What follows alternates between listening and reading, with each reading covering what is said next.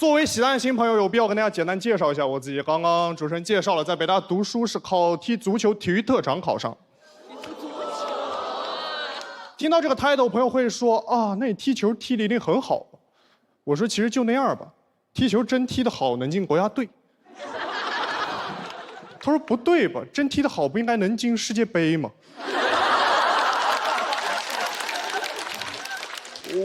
我知道进过世界，我也想写中国队进世界杯的段子，哥们儿那年没出生就是。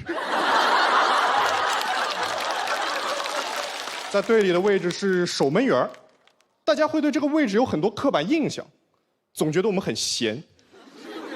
朋友跟我说他也想当守门员，理由是这样看球可以不用买票。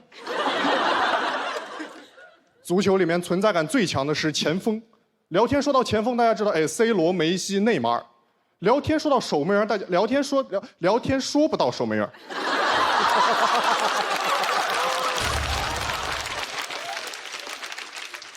我身边最知名的守门员是《西红柿首富》里的王多鱼。最好的前锋身价2个亿，最好的守门员身价只有4500万，但守门员守到最好可以瓦解那2个亿。西班牙吭哧瘪肚踢90分钟佛的叫守门员，家人们给你把价格打下来了。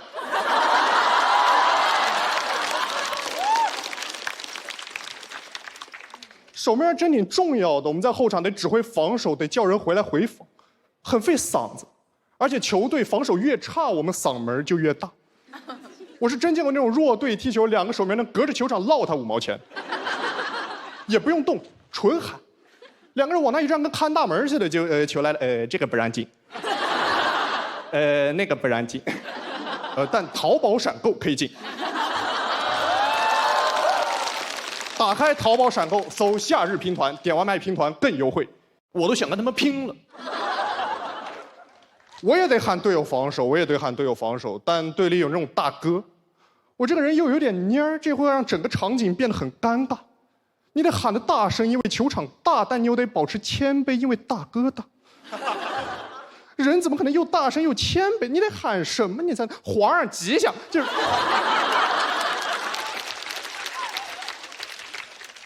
之前跟一种国家青年队的球员踢过球，脚下技术非常细腻，踢得非常好，一场比赛能进我4个球，也是踢完那场比赛才变成的国家青年队的队员。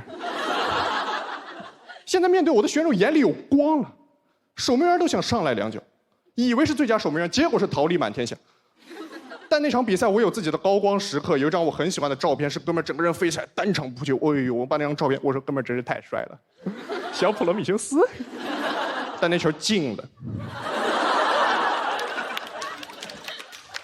守门员就是这样，同一个动作守住了，一夫当关；没守住，欢迎光临。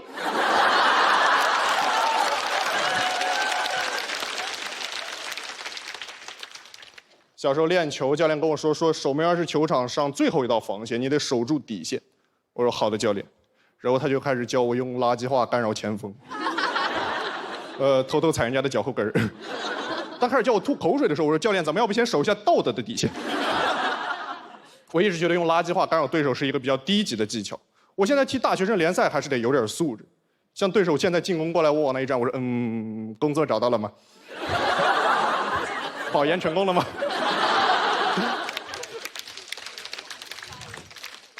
这招也不能多用，因为用完对手啥事没有，队友给整糊了。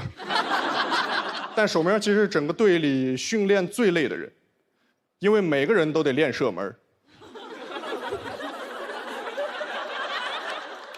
我们队30个人得踢300脚，他们踢进我才能下班，一直踢不进。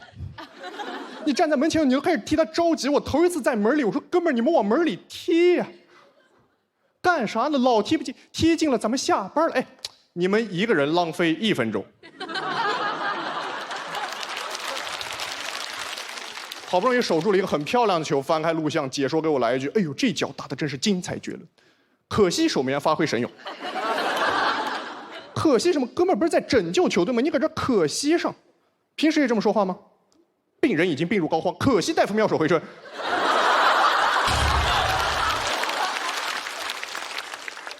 我最喜欢的球员是巴西队的守门员阿利松，没什么人认识。这个名字给人一种可以治感冒的感觉。上届世界杯巴西队点球大战被淘汰了，大家骂他没守住，我朋友不看球都跟着骂了3个月，很难受。后面我找朋友我说你们能不能别骂阿里松？他问我谁是阿里松？也问过那些调侃我的朋友，我说你们有想过足球比赛如果没有守门员会怎么样？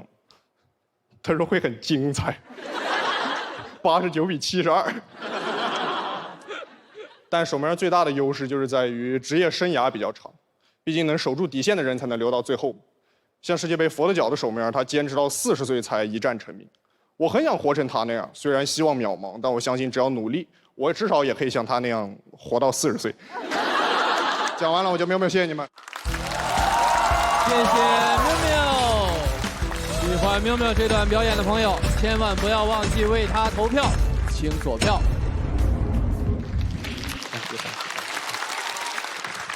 很小众的话题，但在此刻这个时间点又显得异常流行。咱几位都看球吗？平时？我是半个内行，你知道为什么呢？这个我是有球队的人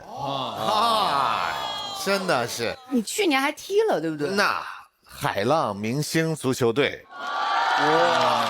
我看到那个黄老师的那个，就是小某书上面刷到那个。哎呀，别提了。但凡一加上"明星"2个字，你就知道这个技术就是什么程度了。我经常被人莫名其妙就给放到前锋上去了。我一开始一直以为是自己能力的问题，后来才知道他们居心叵测，你知道吗？因为没人好意思拦你，你知道吗？然后到半场球一下到我脚前面，因为离着球门就很近了，我就往前带的时候，我很明显能感觉对方就是那后卫那几个在后边那个心理动作，我哎呀，这个球可别是我给挡着的。就那个感受，你知道，高情商后防线。对，但是还蛮有趣的，就是每次去，这有什么趣儿啊？人家都让着你，那才有趣儿嘛，才有趣儿。成就感，对。我还有个疑问，踢点球的时候啊，就是踢球的人紧张，还是守门的人紧张？其实是踢球的人，因为大家都觉得这球他能进，就是不进是得挨骂的。就是大家刻板印象里觉得守门员这球就是肯定扑不出来，扑出来咱算咱赚的，就是。你说从心态上来讲，但踢的当时那一刻呢？那其实踢球的人挺轻松的，那门真挺大的，7.32米呢，我们往那一站就。我们俩是真球迷。是我俩还是同担都是满场的。对。哎，我就特想问您这问题，那您是地起根就是当门将吗？我其实从小就当守门员了，主要我也觉得闲，就是就是奔摸鱼去。但是门将很厉害的很多，你像我们这曼城之前的埃德森、多纳鲁马，对，还包括什么卡西利亚斯啊，然后以前的卡恩、布冯、佛得角、沃西尼亚啊。哇，这真球迷啊，这是就是你看这些就是很厉害的守门员，还是会被我们记住的。对，就是对于球迷来说。但我觉得你很厉害的是，其实你这一篇稿子，不是球迷也能听明白。对，还是想取一个脱口秀跟足球的最大公因数，就是。最大吧，就是想找一个最大的。体育生是这样的，抱歉，就是体育生是这样的，理解一下。咱不能说出来那种有文化的，就说自己是北大的。说到这儿，你就改体育生了。这，下次我请你去我们那个海浪明星足球队，你去踢2场。谢谢黄老师。